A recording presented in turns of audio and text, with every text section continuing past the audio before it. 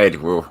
We're here today on Rogue News on a very special broadcast, which is a bit of a hybrid between the Canadian Patriot podcast and Rogue News. CJ, that's an excellent intro you just did. Whitney, we are so honored to have you here joining us. We have a live audience as well, as far as I could tell. They will be posing some questions. V really wanted to be here, but he fell sick, unfortunately, under the weather. So he'll be here in spirit. Somebody said I'm here. I thought that was V saying I'm here. Okay. Whitney has produced a remarkable set. At first, the announcement was a book was going to come out called One Nation Under Blackmail. As it turned out, it was 2 volumes of One Nation Under Blackmail. I've got my copy here. I've been reading this thing through for the past week or so. I'm not done yet, admittedly, volume 1. It's long, so I can't blame you. It takes a while to get through. It's something. I mean, Whitney, I got to say, going into it, I knew that there was going to be exceptional rigor. I've read your work now for many years. I didn't expect necessarily what hit me, though. And I mean, I've got, and my wife can attest this. I've got pages and pages. These are notes. Wow. These are notes, groovy. because I'm trying to keep my mind following your mind as you're pioneering trails in the wilderness here. And I'm really doing my best. And you can see I've gone through like whole things of Post-its, like blocks of Post-its. My wall in my study is crazy. I don't know happens. how you should have seen me writing the book. I had I printed stuff off and I'd ran out of space. So I'd piles of it on the ground, and my daughter would come in and be like, "What's this paper doing here?" She's about to be 5, right? And I'd be like, "Don't touch that. It's there for a reason," even though it just looks like I have paper all over the floor. So, I mean, I probably should have gone with Post-it notes, but Well, that's something I was asking too. I mean, because I mean, you're essentially going into the question of Epstein and this phenomenon of Epstein. You just scratched on that, and you maybe pulling the thread might be another way of looking at it. And then you just pulled, and then what ended up happening is you essentially recast the entire 20th century, and remapped out a more coherent exposition and mapping of intelligence agencies, their origins, their execution, their purpose, their multi-dimensional nature, since I mean, they're so much different than people think, as well as blackmailing operations, front groups, shell companies, the mafia. You just pulled it all together in such a way. So before we go into it, did you have a Sherlock Holmes, there's these images of Sherlock Holmes with all of these points of connection on a wall? What was your technique to keeping track of all of this material in your mind? Well, it didn't really develop that way in terms of mapping it out on a wall or physically. It was more like you said, the main thing the thread I was trying to pull on are the Jeffrey Epstein intelligence connections, right? Mm-hmm. And I realized pretty quickly that when you're trying to explain the nature of those intelligence connections to people, most people don't really understand, first of all, how intelligence agencies operate. So for example, people think of the CIA or Mossad or MI5, right? They're monoliths unto themselves. They don't really see these transnational networks. They don't necessarily know the role of CIA fronts and how that sort of facilitates a lot of melding of intelligence and corporate power, the role of organized crime and, financial fraud and financing black budgets and stuff like that. So obviously I had to kind of go back and explain a lot of it. Otherwise, a lot of key aspects of the Epstein story, particularly as it relates to the Epstein connections, don't make sense. And so a lot of the stuff with the early Epstein story, when you go into to that part where he's leaving Bear Stearns and he's sort of entering this world of shadow finance more formally, he's associated with figures that are very much part of the Iran-Contra situation. And I think most Americans in general, and and just most people, not just Americans, but in general, either have a very rudimentary understanding of what Iran-Contra was, or don't really know. Maybe they've heard the term and they don't know what it means.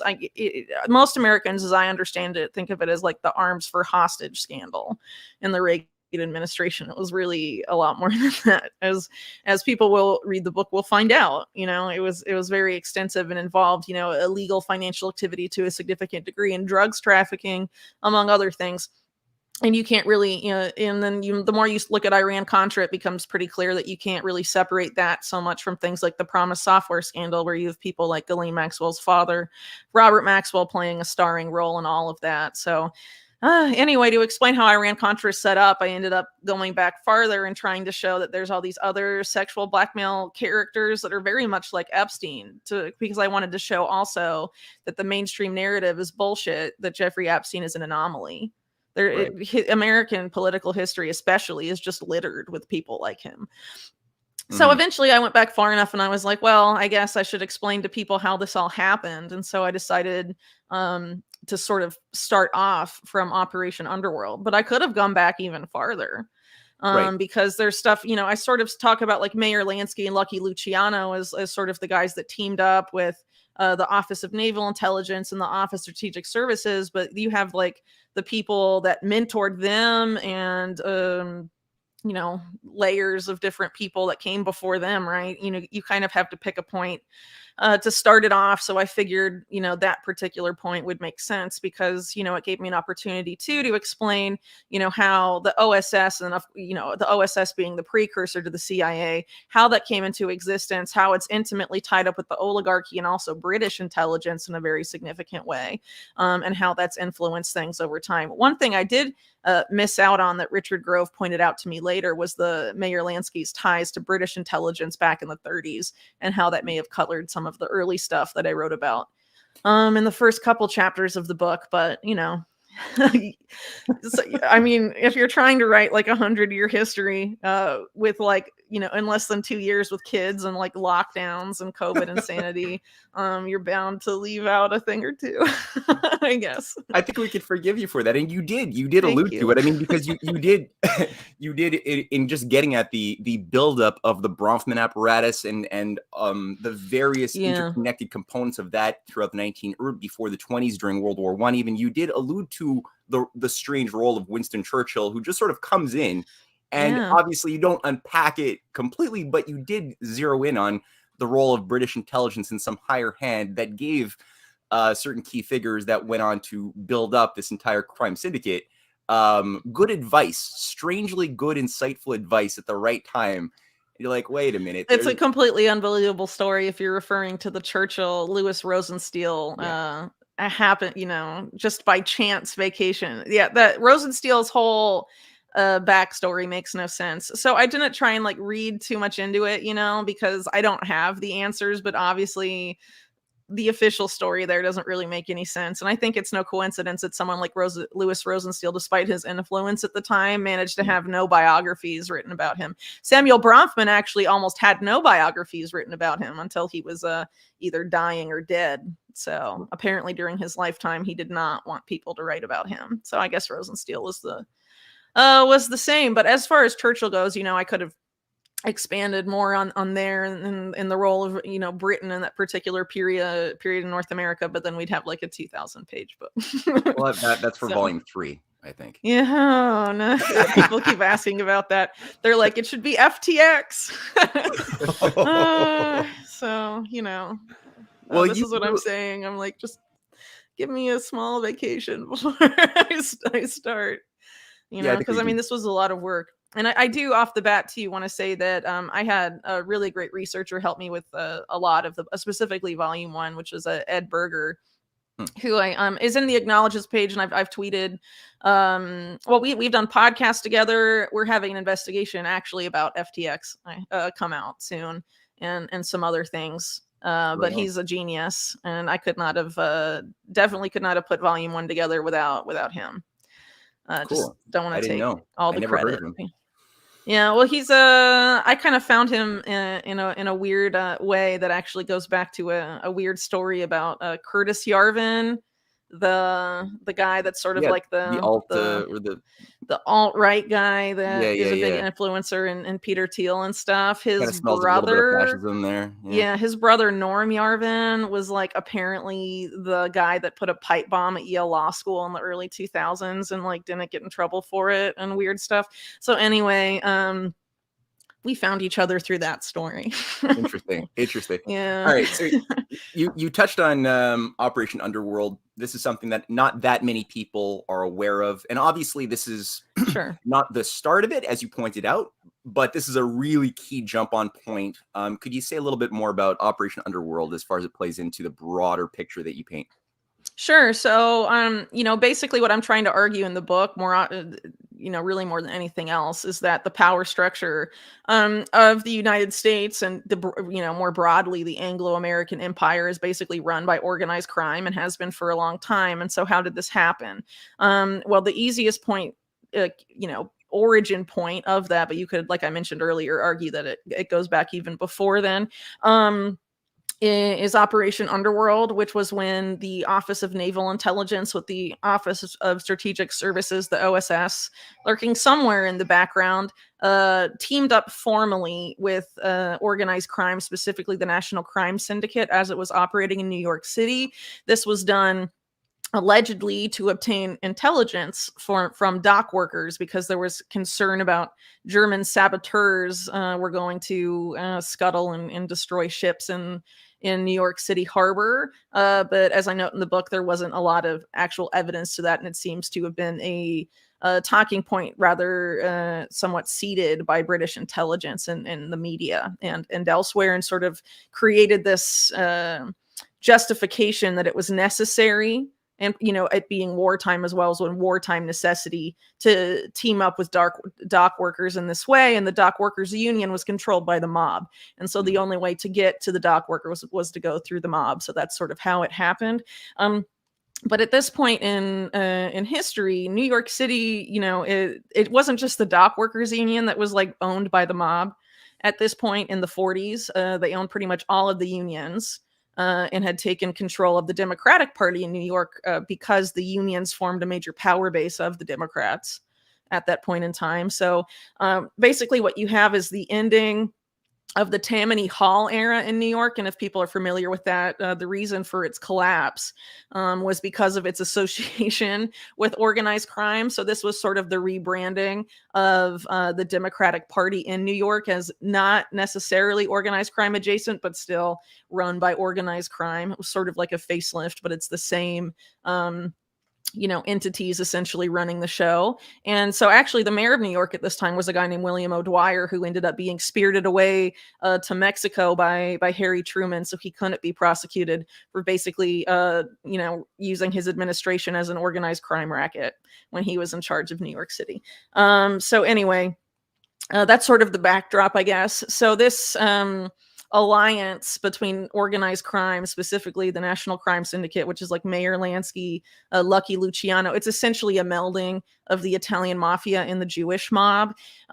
This continues significantly over the past several decades and deepens, and eventually, they essentially fuse, and you can't really tell where one ends and the other begins. Right. So a key point, though. But you have Luciano and Lansky sort of at the top of this. But Luciano, during this period in the 40s, is deported to Italy. And he still even after he's deported, is involved with military intelligence to a degree. I don't include a lot of this in the book, by the way. But other intelligence operations, CIA connections and things like that. Well, after he establishes himself in Italy, and then it's really Lansky who's left to sort of run it in the U.S., this criminal empire.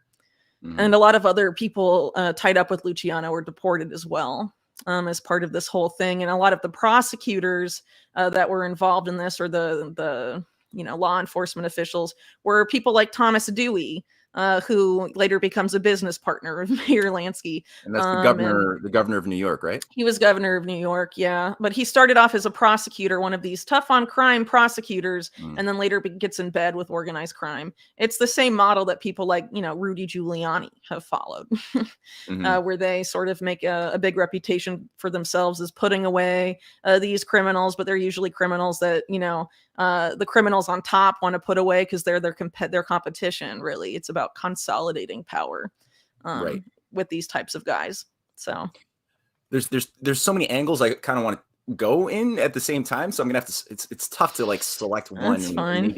Yeah. Okay, so just one thought that just entered my mind as you were just talking now. I didn't really read this in the book per se, but I'm sure you got a thought on this. Henry Luce, a lot of the a big chunk of the Wall Street establishment in the United States, as well as a big chunk of the establishment in Europe, were pushing for fascism as the great miracle solution. You know, and for the Great Depression, Mussolini was being sold as Times Man of the Year, and like, you know, this is supposed to be the next big great thing. Did you notice that a lot of these people, like Lucky Luciano and other mobsters at this time, were working to support or help build up the fascist apparatus? You know, they were very pro Mussolini in the Italian mafia, but also, I guess probably one of the key figures there wasn't necessarily seen as part of the Italian mafia, but was definitely connected. It was a guy named Generoso Pope, who ran basically, he owned the Italian language newspapers in New York City.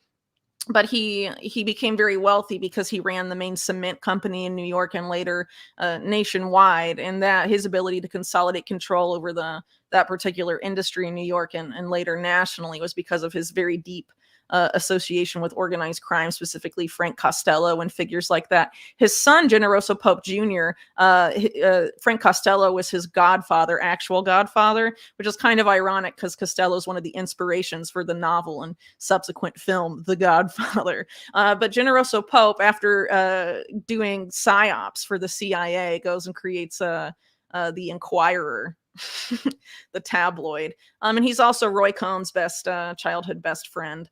But it was Generoso Pope, this guy that ran the Italian language newspapers and was very pro Mussolini and heavily promoted Mussolini in his publications, that developed what Roy Cohn would later adopt and call the favor bank system.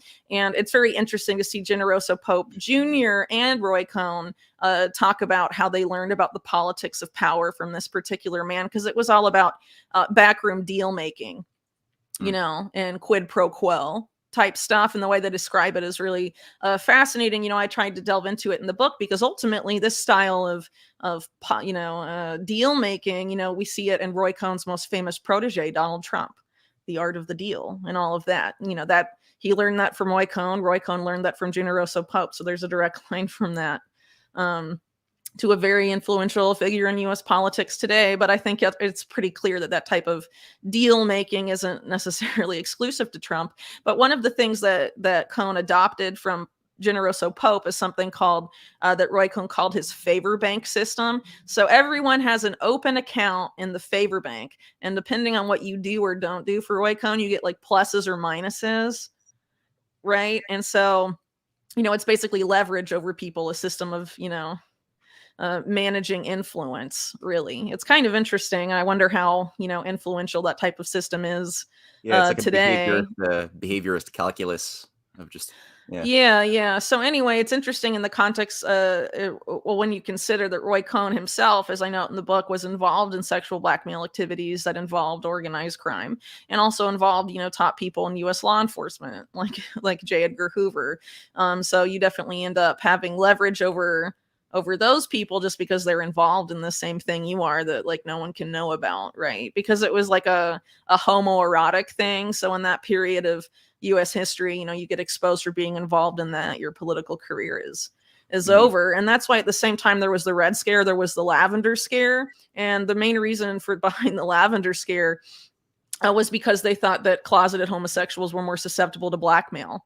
But it's kind of ironic when you consider that, you know, a lot of people running the Red Scare, like Roy Cohn and of course Hoover, had involvement in that to an extent as well. You know, they're blackmailing people as part of the Red Scare using, you know, that same, they're doing the blackmailing. Yeah, it's basically a lot of Freudian projection onto the system. I mean, but that's one thing you get across too, is that people like Hoover and like Roy Cohn themselves seem to have been the product of blackmail themselves and became almost they became hyper adapted to this, where the victim becomes like sort of identified. It's crazy.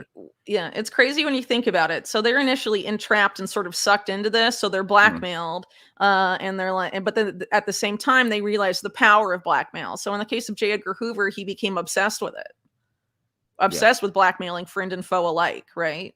But only after well, maybe he was into it before, but by the time he was blackmailed, which was apparently by the mob, he was totally obsessed with it.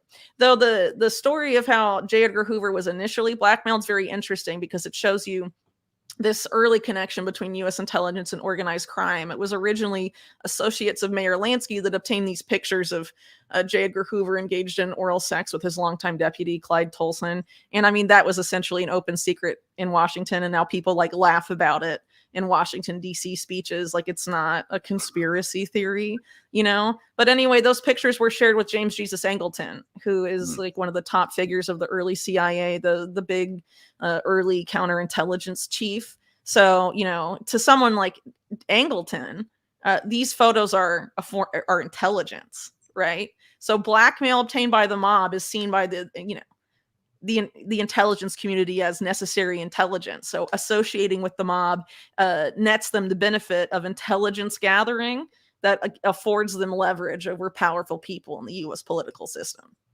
Yeah. And more often than not, the intelligence community, whether in the US or anywhere, I mean, they'll justify all sorts of stuff as long as the justification is either national security or intelligence gathering. And I think actually now in the UK, they passed a law where basically intelligence assets or agents can commit any crime under the sun as long as they're intelligence gathering, right? So, license to kill and then some. Yeah. Yeah. Well, you know, it's that seems to be one of the worst components of what the Cold War brought about was this logic. Not that logic wasn't already employed, but it really became more explicit that anything goes as long as it's in opposition to evil, godless communism. You can work with fascist Nazis. You could kill. You could do whatever you want as long as it's to defend the liberal world order of freedom. And yeah, this monstrosity was just created out of this process. And when you have psychopaths or just pathetic characters like Hoover, who's a pathetic character, you can't even call him like it's hard to categorize people like that. But you have this anecdote of like it's very hard to find anything positive about the guy. I'll just put it that way. But I mean, he was blackmailed by organized crime. That's why he never went after organized crime. Look through Hoover's decades-long career in charge of the FBI. He declined to ever go after organized crime, claimed that it was not an issue. Well, yeah, even the term organized crime was something he prevented from even entering into the consciousness, right? And you go through a little bit of like how Bobby Kennedy really clashed with Hoover and that apparatus around that specific issue, as well as Cohn and others. Can you say a little bit? Cohn and Hoover both hated Bobby Kennedy, and they were obsessed with destroying him. Yeah. Which is interesting, right? Because didn't Bobby Kennedy and his brother also get a certain amount of support? I mean, this is one of the things you get, which is, I think, partially true, but I think people often simplify it to the point of lobotomy cases where they're like, oh, but didn't they only become powerful because of their father's mob connections? And people often brush over the fact that no, they were not necessarily creatures of that system. How would you account for people like Bobby Kennedy or his brothers breaking from their what was expected of them and going to battle with this whole crazy apparatus? I'd probably have to know more than I do about like the educational backgrounds, but as I recall, Joe Kennedy had loads of kids. So, you know, yes, they have their father there, and probably outside of the home, right? That association will help their careers because Joe Kennedy didn't just have mob connections. He accumulated a lot of political power for himself, right? Right. So I'm sure that was probably helpful on like CVs and resumes and stuff for them. But when you have a lot of kids, that's not necessarily like they're exactly everything that the father is being passed on to all of his kids in the same way it would be in like an only child or two child household, maybe. You know, I don't really know a lot about their specific relationship, but it is pretty clear that once Bobby Kennedy and also his brother John F. Kennedy, when they were had political power themselves, they tried to be their own people and they had their own standards, and they didn't really necessarily agree with the way these systems operated that were developing around them at the same time, right? In terms of like this blackmail obsession that like Hoover had. I mean, he tried to go after Bobby Kennedy with anything at his disposal, really, including trying to blackmail congressmen to introduce, to ask, to hold hearings that would make Bobby Kennedy look bad and stuff. Like Neil Gallagher, I think, is probably the best example of that. And also like weaponizing the press against people, inventing stories, planting it with compliant members of the media to destroy people and stuff. So, I mean, you have people like that. And, I'm not saying Bobby Kennedy never did anything bad. As he apparently was involved with bugging Martin Luther King, right? But, it's a complicated world, and I think it's, unless you really study it extensively and how power worked in this particular era, it's kind of hard to understand what it was like. In the case of John F. Kennedy, they tried to sexually blackmail him with the whole Profumo affair network. Yeah. After he was elected president, and that didn't seem to work quite well. So there was some sort of power struggle there. And I think, from what I've heard from people that extensively research Kennedy, because that, the John F. Kennedy assassination and backstory to that is like a field in itself to really be specialized and know everything that's in that, which is why I didn't really get into the John F. Kennedy assassination in the book, because it's like people have written entire books just about that one event. You know what I mean? Yeah. But as far as I understand, people thought because he was promiscuous, that would allow him to be easily controlled, right? In the same sense that people make that argument about like Bill Clinton, but I think they have their, very different mentalities there when it comes to responsibility and how they view the office they're holding. I think it's pretty clear that Bill Clinton is like, this is a chance to grift and grift hard, and I don't think Kennedy saw it that way.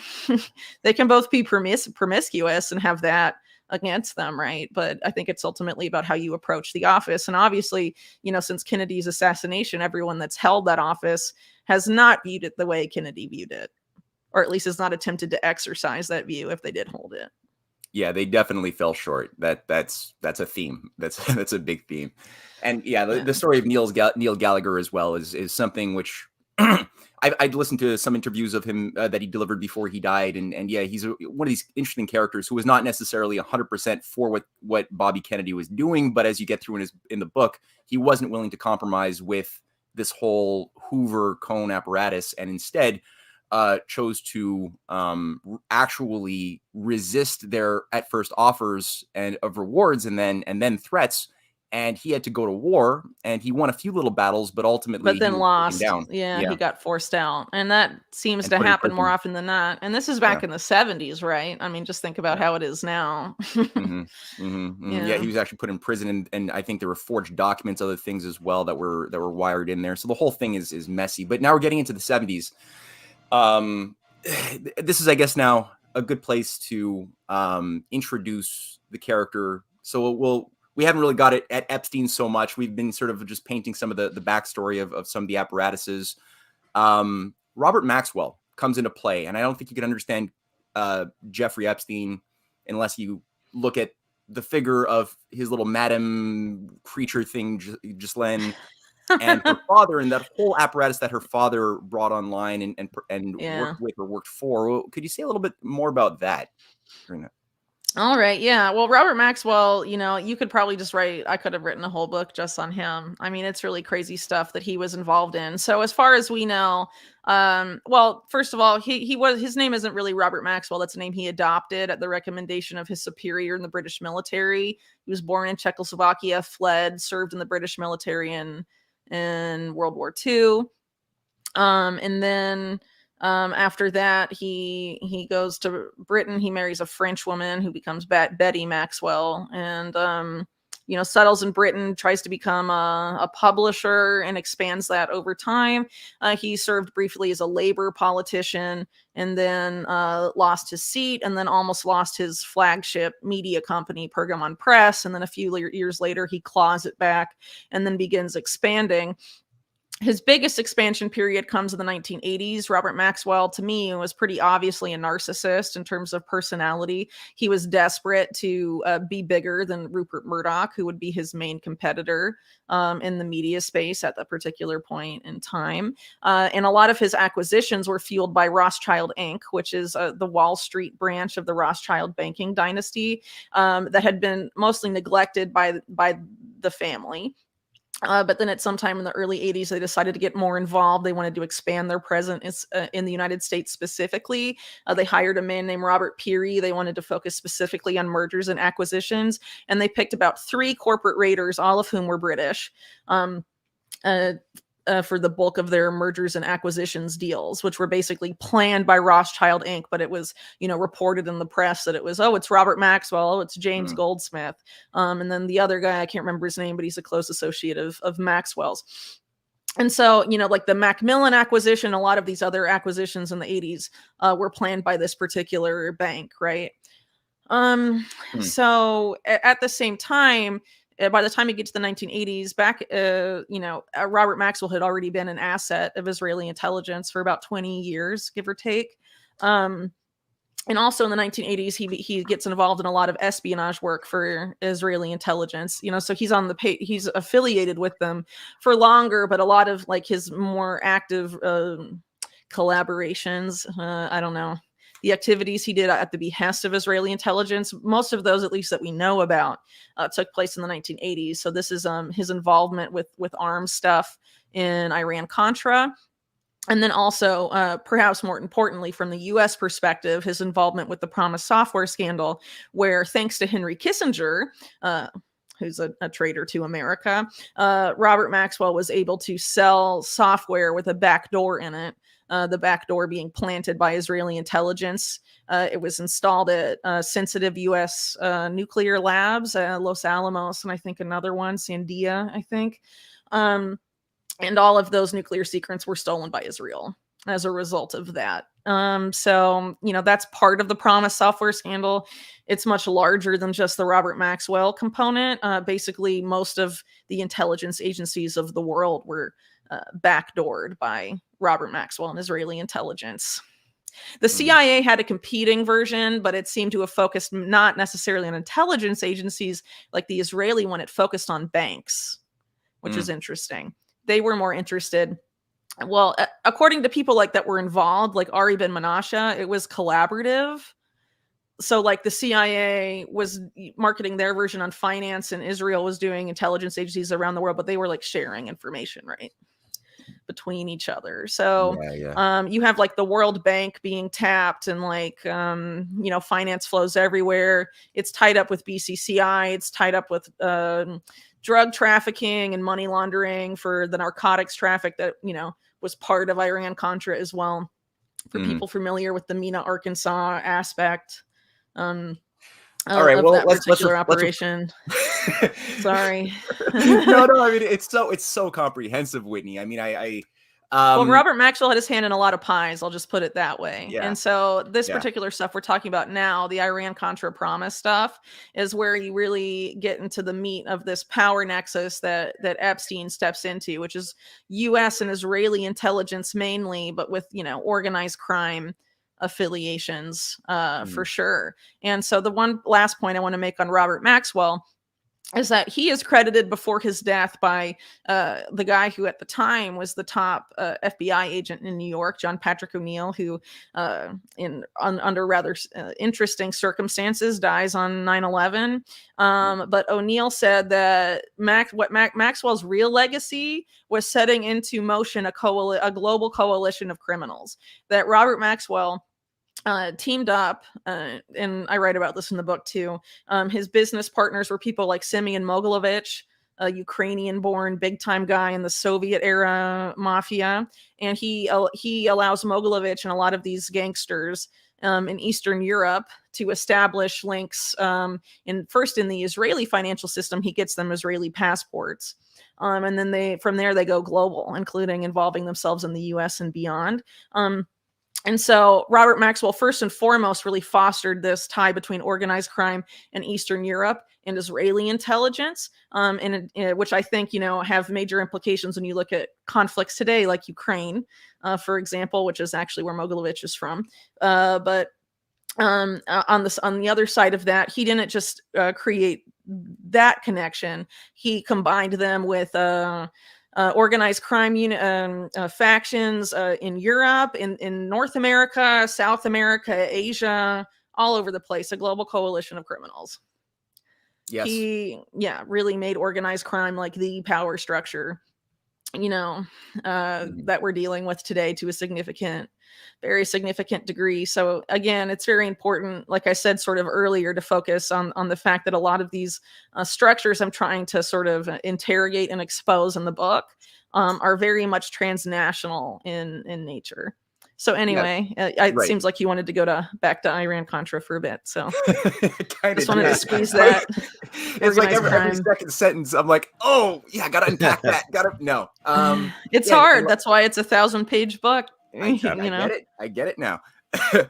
um, and yeah, Robert Maxwell, like you said, I mean, he's in British intelligence, he's in Bulgarian, Eastern European intelligence, he's in Yeah. Israeli, he's just everywhere. But and sort of taking, I guess, techniques that have already been used for blackmail. And I guess, would you say that the only, and I do want to get back to Iran-Contra, I really do.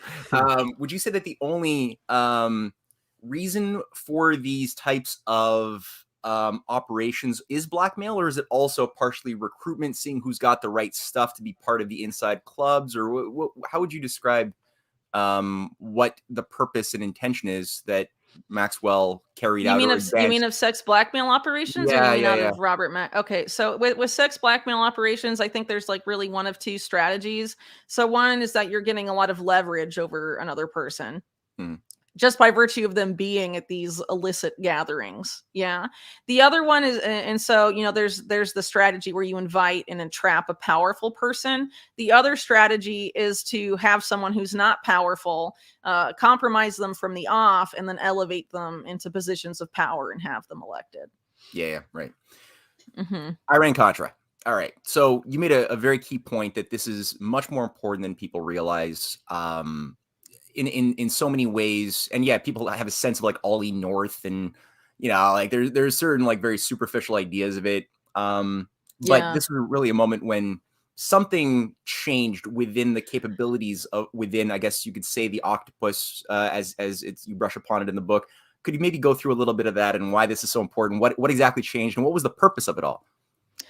Right. So I think one of the key points to hammer home about Iran-Contra is one of the key reasons it was set into motion. So basically, Bill Casey, as CIA director, had invested a lot of time and money in building up a support apparatus for the Contras in Nicaragua to dethrone the Sandinistas, who, by the way, had come to power to depose a U.S.-backed dictatorship ran by the Somoza family, I believe.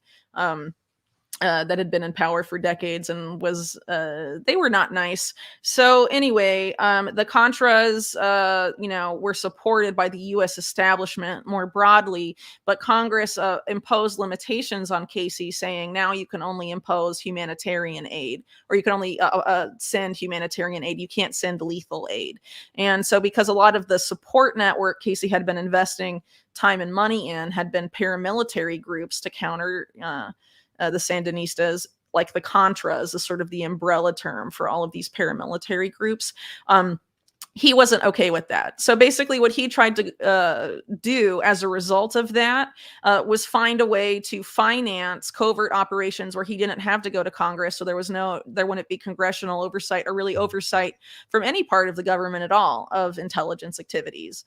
So he wasn't going to go to Congress to ask for money. He was going to finance it by other means. So from the off, Iran-Contra wasn't necessarily about financing or dethroning the Sandinistas. It was about how to make a giant permanent black budget, so that the CIA can conduct covert operations wherever the hell it wants, whether it's financing paramilitaries or doing anything else. It's not necessarily about just Nicaragua and the Contras, right? The Contra situation is what set it off.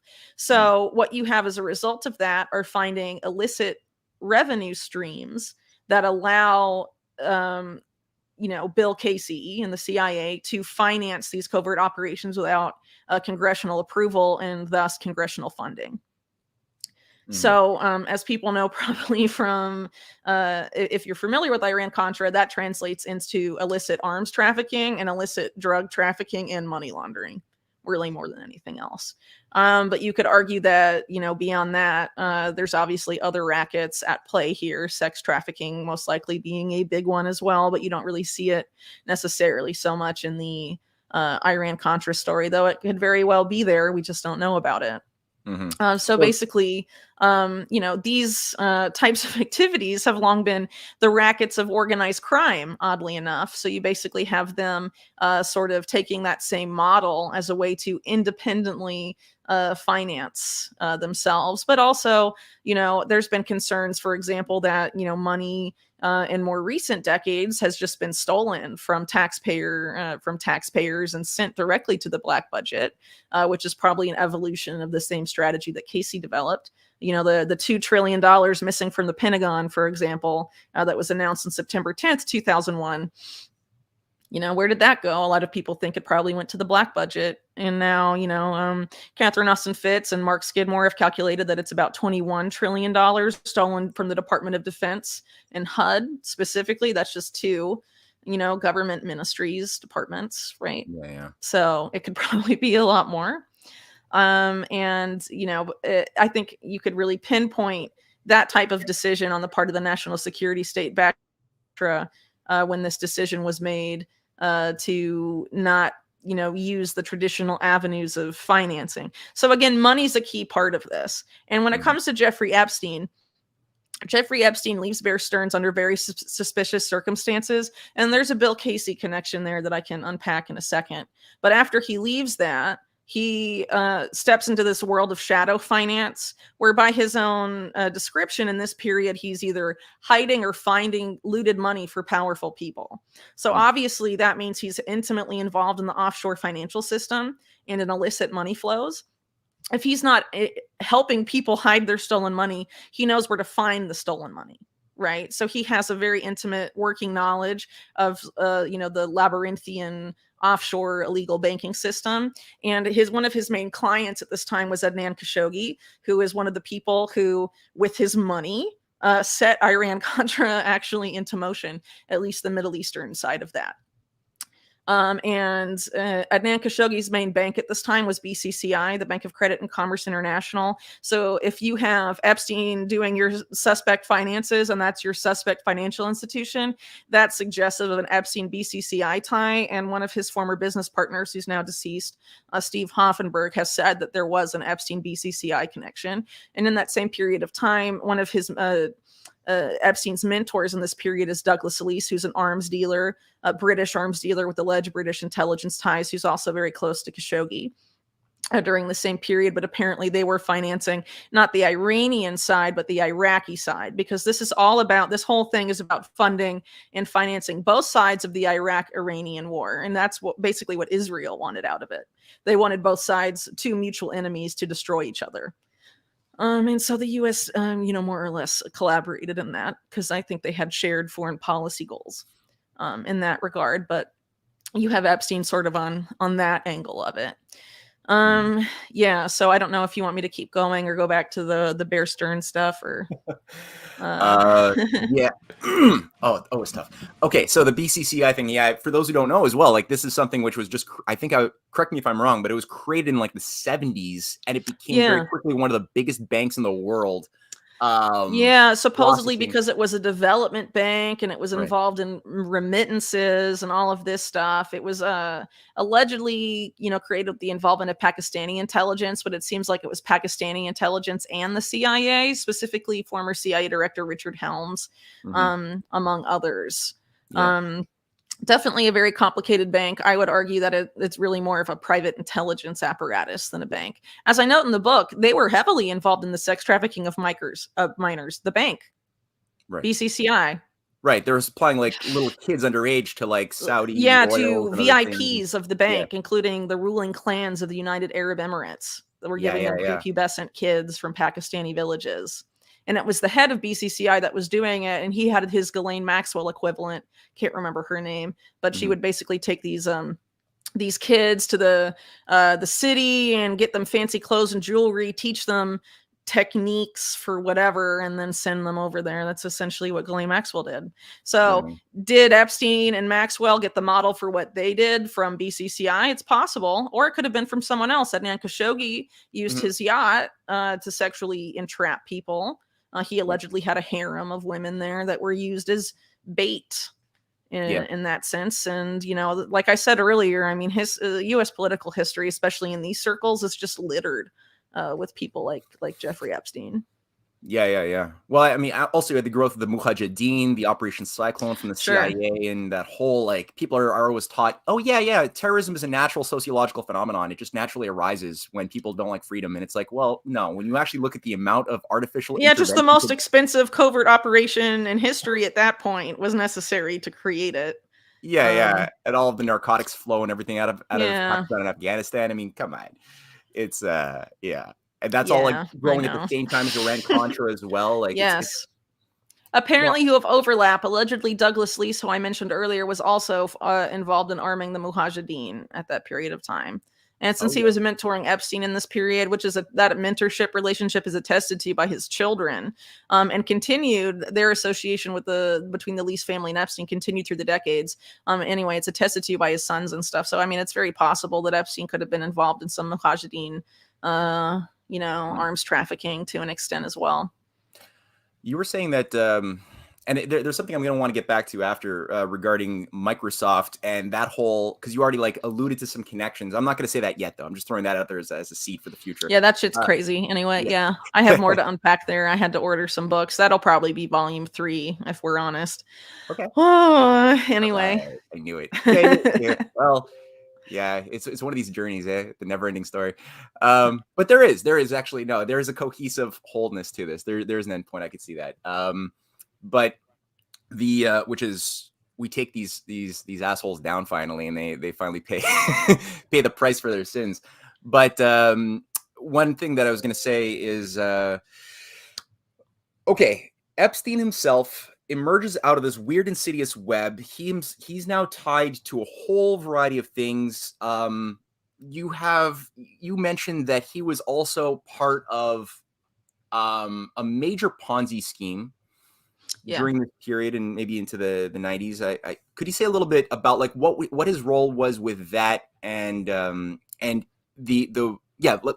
was his role in banking a little bit more, Bear Stearns and the Ponzi scheme, and could you say a little bit more? Those are separate periods. So Bear Stearns ends in 1981. He has this very specific murky period of time where he's in this intelligence world with Lease and Khashoggi. That apparently ends in 1987. 1987 is the year that he teams up with Leslie Wexner, though depending on who you believe, they teamed up in 1985. Who really knows the exact year, right? But 1987 is the year that Epstein teams up with Steve Hoffenberg, and together they execute what at that point I believe was the largest Ponzi scheme in U.S. history. Sorry, Hoffenberg, you've been dethroned by FTX now. But anyway, that particular Ponzi scheme was executed by a company that Hoffenberg, I believe, had founded that was called Towers Financial. Douglas Lease was a principal there, and his son, Julian Lease, worked there. So that appears to be the way in which Epstein entered this particular company. Though Epstein himself claims that he was introduced to Hoffenberg by John Mitchell, who was the former attorney general under Nixon. But who knows if that's actually true or not. He doesn't talk. In his past interviews, Epstein never brings up Douglas Lease, and because he's like this shady arms dealer, maybe he decided it was best he didn't. I don't know. But anyway, Towers Financial is this massive Ponzi scheme of moving money back and forth and creating the appearance of liquidity when you don't have it, and stealing customer funds to try and acquire this and do that. And it implodes in 1993. And at this same time, he's basically becoming a top financial advisor to Leslie Wexner at the Limited. And by, I think, the early 1990, he took over as Wexner's money manager. And then a few years after that, gets this very far-reaching power of attorney from Wexner, where he's allowed to do whatever he wants with Wexner's money. And has, just pretty much complete control if he wanted it over everything. I think that was 93. Anyway, 93 is also the year the Ponzi scheme at Towers Financial collapses. And at the grand jury proceedings, Hoffenberg is on the stand and names Epstein the mastermind. That's actually the narrative of the grand jury prosecutors. And despite this, Epstein's name is dropped from the case. And in 1993, Epstein makes 3 visits to the Clinton White House. The first one, he's invited, apparently, at least signed in by Robert Rubin, who at that point, I think, was on the National Economic Council or leading that for Clinton. But before 1993, he was head of Goldman Sachs, which, by the way, was one of the chief accomplices of Robert Maxwell's financial crimes, at least that we know about, that unraveled after his death in 1991, like the Mirror pension fund scandal. Mhm. So that's interesting that you have Yep. Robert Rubin being the person who's inviting Epstein to the White House. And then after that, you have Jeffrey Epstein being involved in this very suspect fundraiser that's being managed by the First Lady's office, Hillary Clinton, that has to do allegedly with redecorating the White House. But for some reason, you have people intimately involved in BCCI and shadow banking on the list. And it gets a weird mention in Vince Foster's alleged suicide note, which, if you know anything about the Vince Foster story, was fabricated by someone in the First Lady's office, most likely Hillary Clinton herself, and was discovered in the briefcase 36 hours after he died, and 36 hours also after police observed his briefcase being empty and not having a suicide note in it. But anyway, Vince Foster would have been in charge of deciding whether any of those funds with that particular fundraiser were illegal or not. And it's very interesting that the only mention of Hillary Clinton in that suicide note is exonerating her from any funny business with that particular fundraiser that Epstein and Maxwell. Yeah, in his suicide note, he chose to say, "Oh yeah, Hillary was like on the up and up, by the way, before I died." Yeah, Hillary definitely did nothing wrong with the fundraiser, is basically what it says. Yeah. Yeah. So if you think Hillary planted that to exonerate herself and she actually did the opposite of what the suicide note says, and that means that fundraiser in which Epstein was involved was super suspect. And isn't it interesting that you have a Ponzi schemer, a financial criminal, his name is dropped from a major case, and he gets involved in White House fundraising for the Clintons. And then he has 15 meetings roughly in like almost just a year, more or less, with a guy named Mark Middleton at the White House. And Mark Middleton is a central figure in the 1996 campaign finance scandal for the Clintons' re-election campaign. And then, not to get too much into that, because there's a lot of intrigue and stuff there that takes a very, very long time to unpack. We could possibly do a second interview about that if you're interested when you get through volume 2. But after that, of course, there's the Epstein-Clinton relationship that everyone knows about, where Clinton is going around in Epstein's plane and setting up the Clinton Foundation, which is the political slush fund of the Clinton family, right? So basically, you have Epstein from Ponzi schemer, name drop from the case. He essentially, the way it looks, becomes a financial wizard for the Clinton family. Right. That and there's also an overlap there because the Gates Foundation is being created around that same time as the well. Clinton Foundation. That's correct.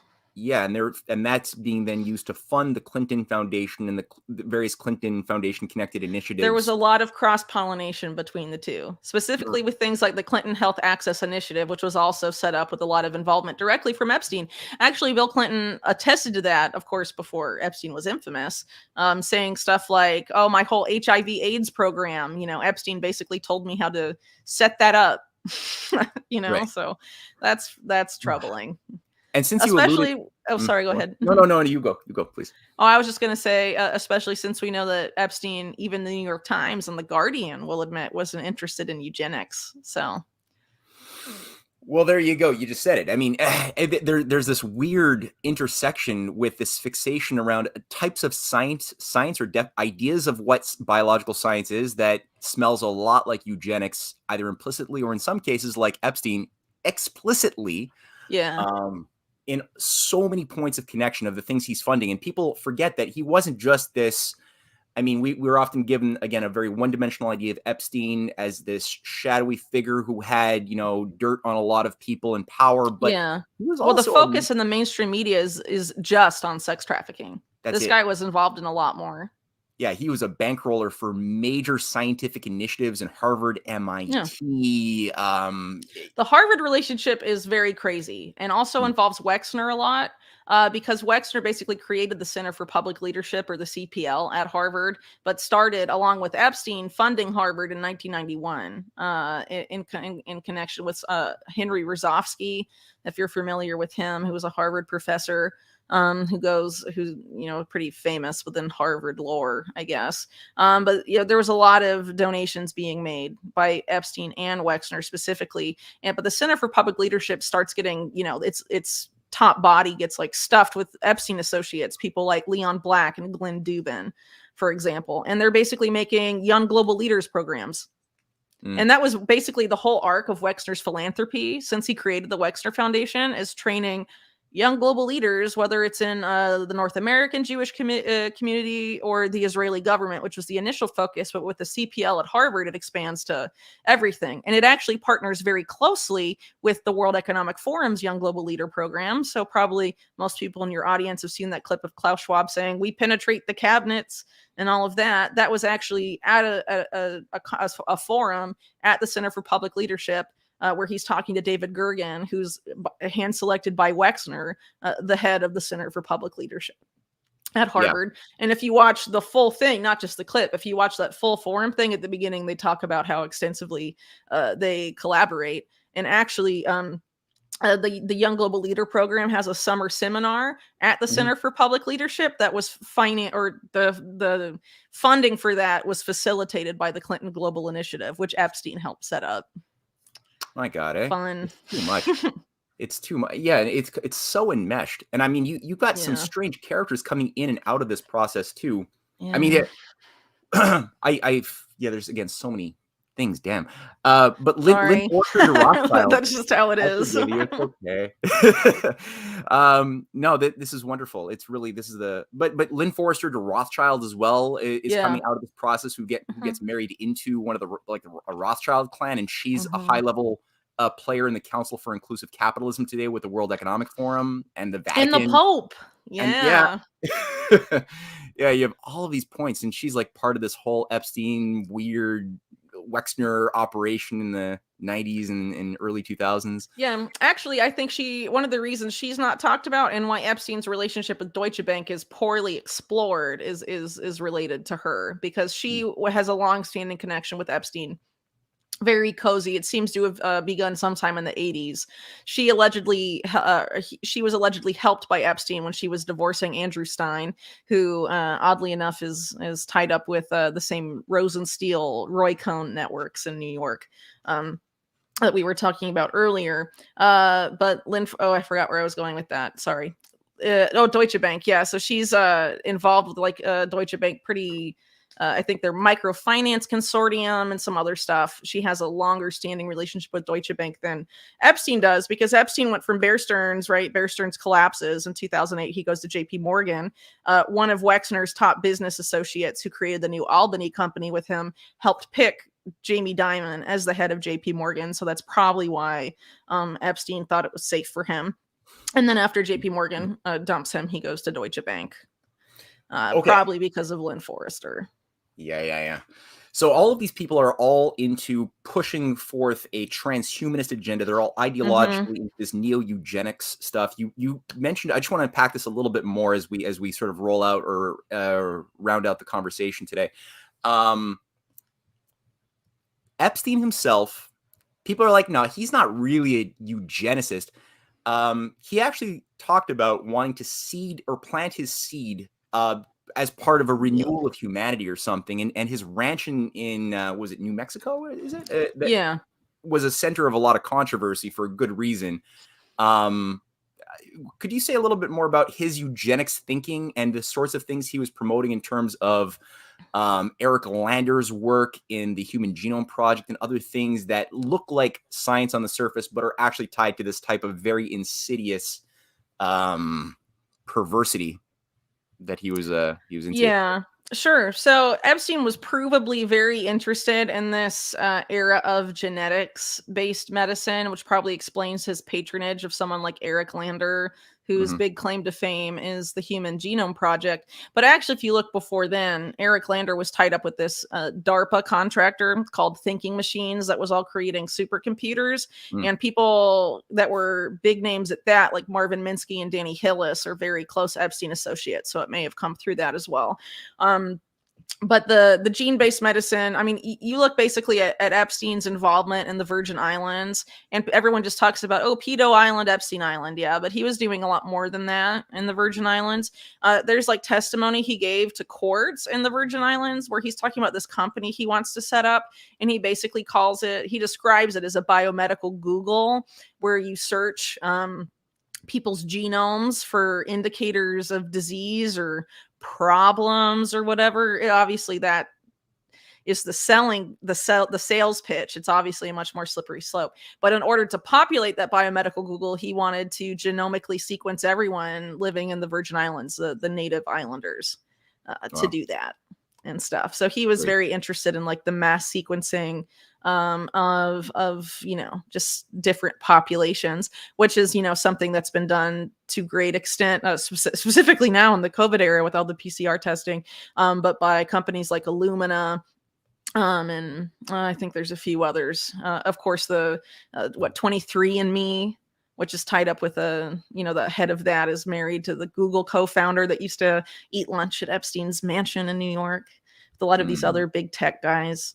Right. So that's the other side of this. So you have basically Epstein being one of those guys who's like in the middle of this merging of big tech and big pharma.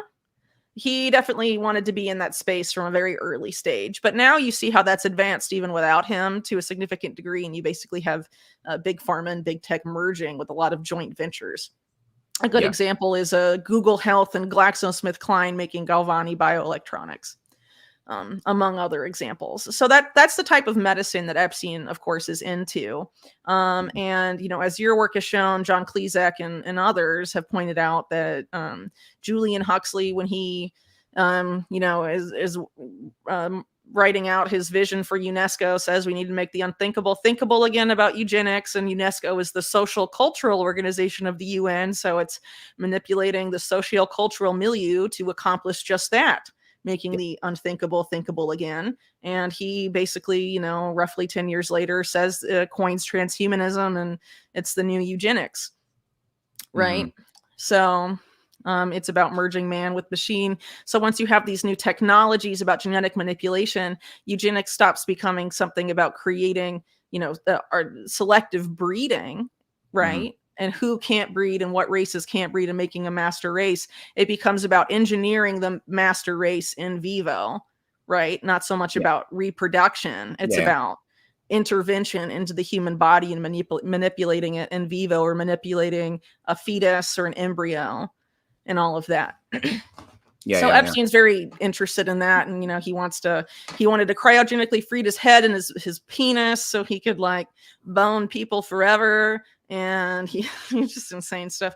He wanted to be like Genghis Khan and like just have a bunch of kids and have little Epsteins everywhere but I mean, that's not exclusive to Epstein. Actually, there was an article recently, I think it was in Forbes, talking about all these super wealthy people, how they want to have loads of kids so that the future population is mostly them and not the poor, stupid people.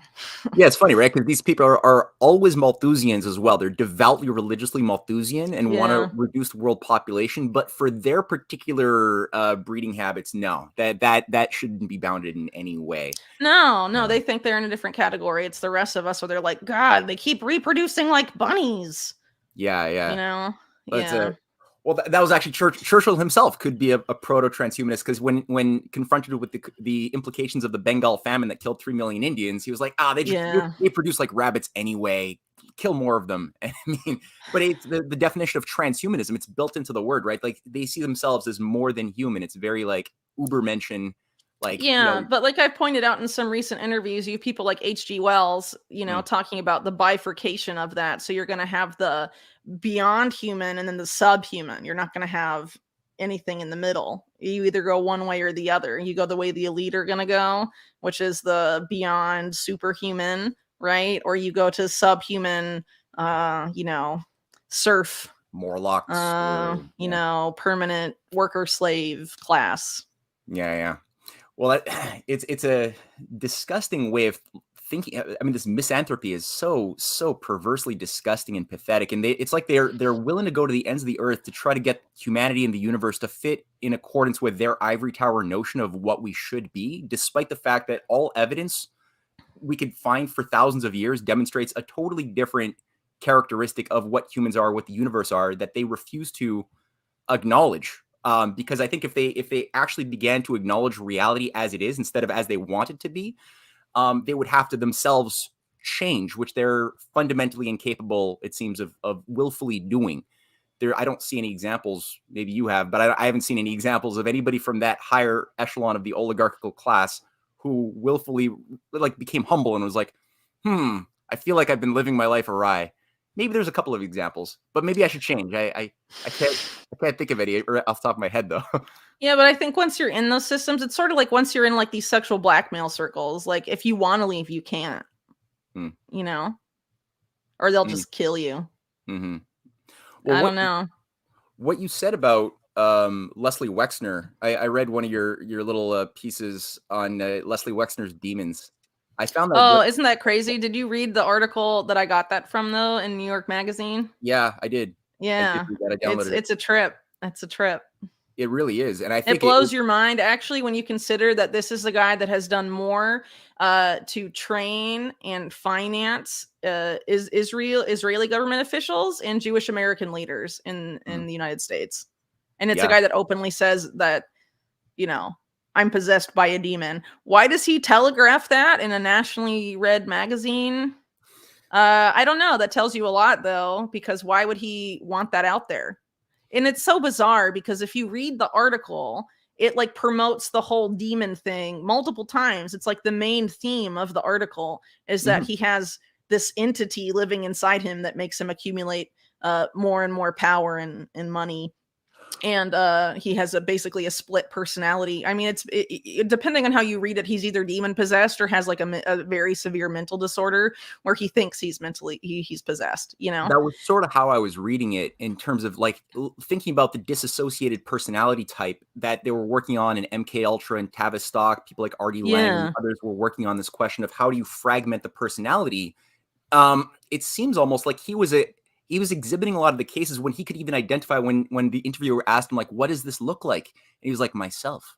And yeah, what does the demon look like? It looks like me. Yeah, that's how the article ends. And you're just like, the fuck did I just read? Yeah, exactly. But it does seem like there's this is like part of the processing of upper level managers almost when you think about like what is it that is the experience of somebody going from, you know, maybe quasi-normal healthy babyhood to becoming something like that, that's been refined over centuries and centuries. It seems to almost be a fragmentation of the self into like this Janus-like pseudo self that you can break off into as you, because I'm like, how do people engage in such perversity that we are encountering regarding not worse than pedophilia, you know, like worse, and actually find pleasure out of that? It's so anti-human.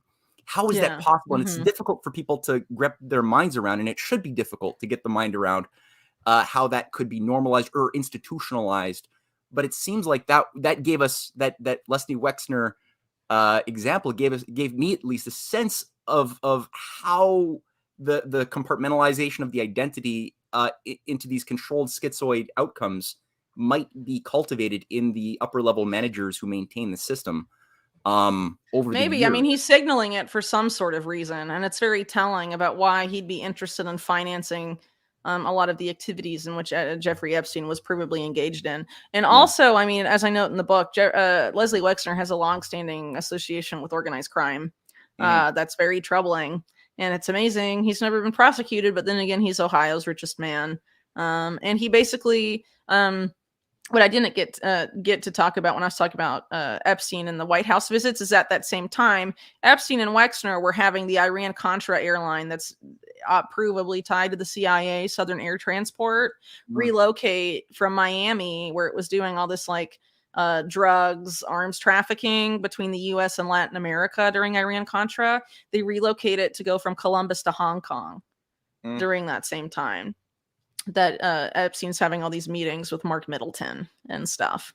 So, you know, if you're like a retail billionaire and you're like, oh yeah, I sell women's clothes and bras and kids' clothes, I need the CIA airline to bring my textiles to Ohio.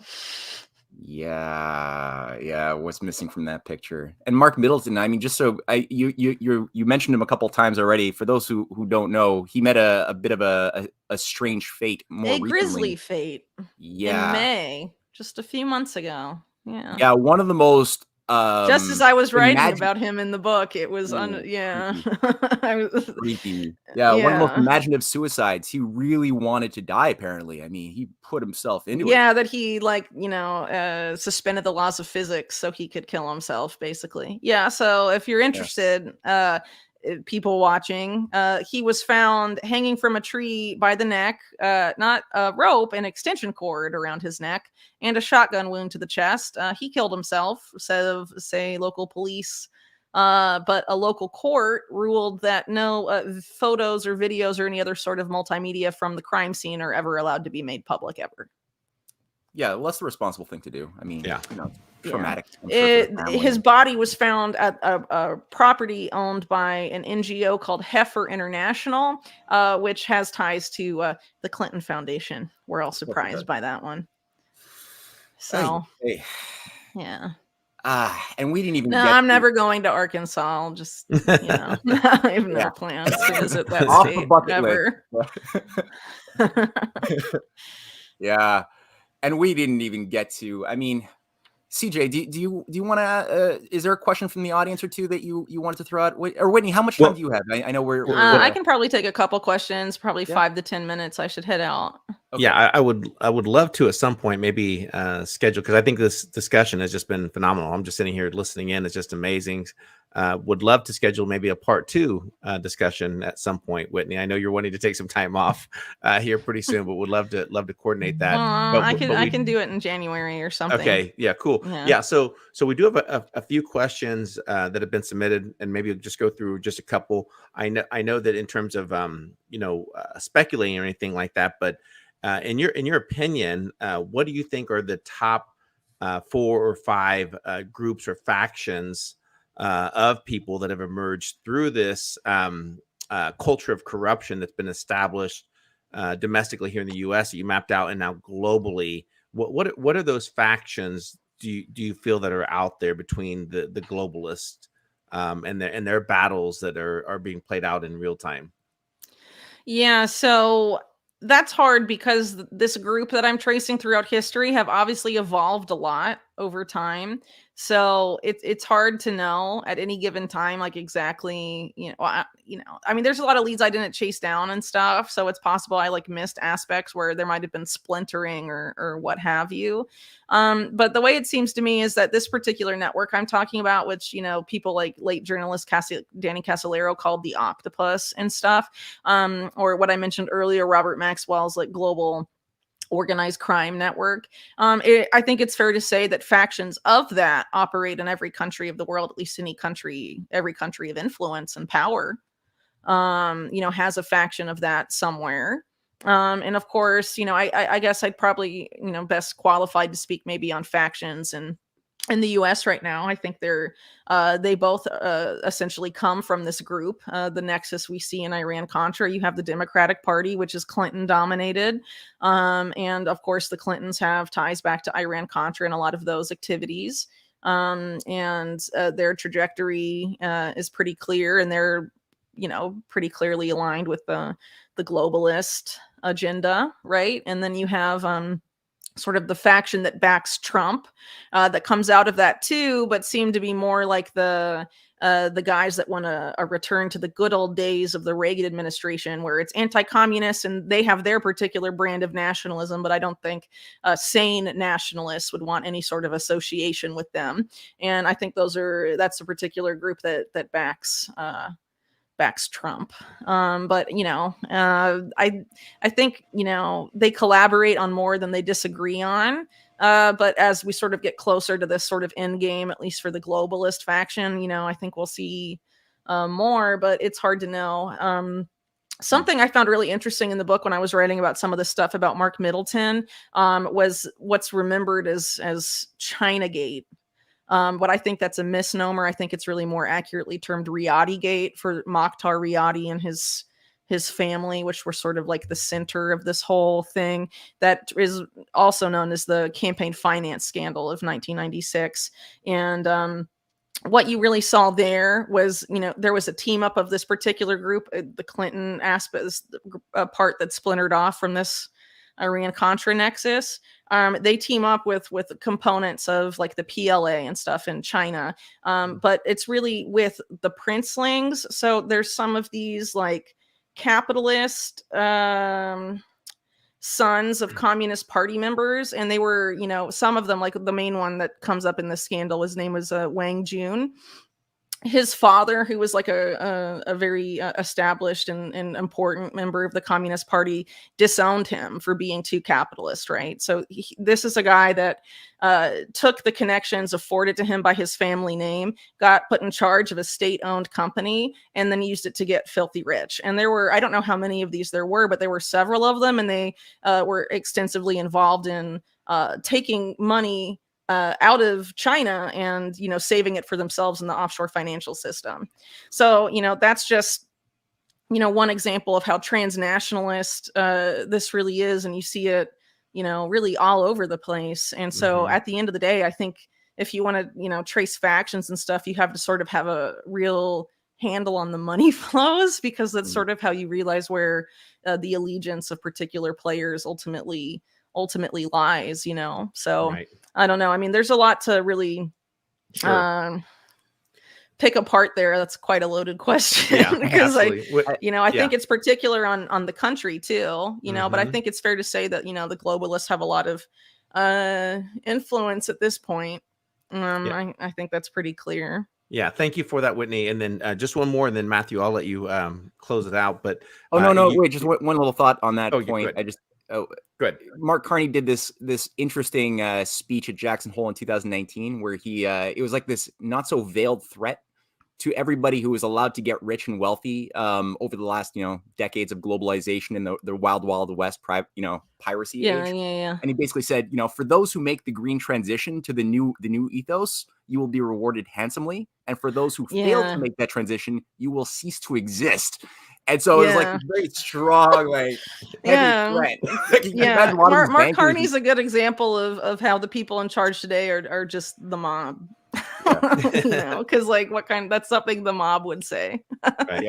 But then you get like a lot of people who behaved really terribly and did evil things throughout this like, you know, globalized age. And they're also, a lot of them are like, oh, okay, all of that wealth you accumulated in power, it was contingent on a higher objective that doesn't necessarily involve you. And now they're like, what? I'm disposable? What? Like, and so you got this like survivalist sort of impulse from like factions now are kind of realizing they're maybe a bit more flushable than they thought they were. And then you get this anyway. Well, I think in that faction, you know, the globalist faction, I mean, they're gonna infight among themselves. You know, just like, you know, predators fight over, you know, a carcass when they're ripping it apart. You know, they're gonna fight over who's top dog, basically, or who's gonna get to be top dog in the smart dictatorship or whatever. And I think we see that happening and here and there to an extent, and I think it'll just accelerate as things get crazier. Yep, I completely agree. Let's hope, anyway. Yeah. And Whitney, I know we're short of time. You don't have to go into certain details, but I know you're looking forward to some time off and everything. But potential topics for Volume 3. You know, you alluded maybe to a little bit earlier, but potential topics that would be rolled into Volume 3. Yeah, so I think it would probably this whole like Chinagate thing, and again, I think that's a misnomer because from my research, it's China and Israel together. Well, really, it's Israel's an intermediary helping these corrupt PLA connected companies, which is where you have Epstein and Wexner and that whole orbit come in, and there was just a huge amount of tech transfer from the U.S., like in terms of sensitive military technology that was being funneled illegally to China and also other places. And a lot of it was also nuclear technology. And Epstein was definitely in the thick of that. And I think if you look at Epstein's connections at that time, he was also very involved with Microsoft and was going on trips to like Microsoft Russia and all of this stuff, very like their official. What's that? Very significant. Absolutely. Yeah. Correct. Yes. Yeah. So I think there's a bunch of really crazy stuff there because after the book came out, we found stuff about some of the very same people that set up the front companies for a lot of what happened in Iran-Contra, setting up front companies that were part of the same tech transfer apparatus, and a lot of it has to do with the origins of Silicon Valley as we know it today. And I sort of, at the end of volume 2, talk a lot about the Maxwell family and Silicon Valley, and those connections again are very significant. And of course, you have Epstein's connection to Silicon Valley, which are equally, if not more significant, really, than the Maxwell ones. So I think, and in that particular thread, I have a lot of my past not necessarily related to Epstein work sort of coming together, with this Epstein and Maxwell stuff, because, Silicon Valley is about to run our lives, basically, at least they'd like to, and make us our permanent little serf slaves forever. So, it'd be nice to thoroughly expose them. And it seems like this is an opportunity to do that. So absolutely. Matthew, I'll turn it over to you. Closing thoughts. Bring us home. Oh, this is a lot to chew on, Whitney. Thank you so much for this feast. And I'm sure everybody is going to buy your books immediately after this interview is done. The links to buying them on Amazon are going to be there in the description box of this video. Once it's up, yeah, on there's also an ebook now, which might be cheaper, especially if you're in a place where shipping prices are exorbitant, which is not the publisher's fault. That's just because shipping companies are charging an insane amount of money to send things printed in the U.S. outside of the U.S., or at least far from the U.S. So consider that, and then also in the next couple months, an audiobook will definitely be out. It's in the works right now. So good. I just wanted to let people know about those options. And I believe Trine Day, which is the publisher, TRINEday.com, sells both physical books as a bundle. So if you're in the continental US or Canada, you should be able to get those pretty easily. Yeah, bypass Amazon if possible. Go straight to Trine Day. I'd recommend that. Jeff Bezos is like not a good guy. I don't think I have to tell people that, though. I think most people probably know. Yeah, I think they're initiated now. Absolutely. Well, Whitney, thank you so much for taking the time. And this is I'm looking forward to our next chat in January after we get a chance to read through volume 2. And once again, buy the book, read the book. What are you still listening to us for? Just go and buy the book. All right. Absolutely. Very good. Whitney, Bye, Matt, thank you so much. And for all those tuning in, especially the live chat, thank you for all your added input and everything. So Whitney, thank you. Matt, thank you as well. And enjoy your afternoon. Okay. Bye. Thanks, guys. Take care. Thanks.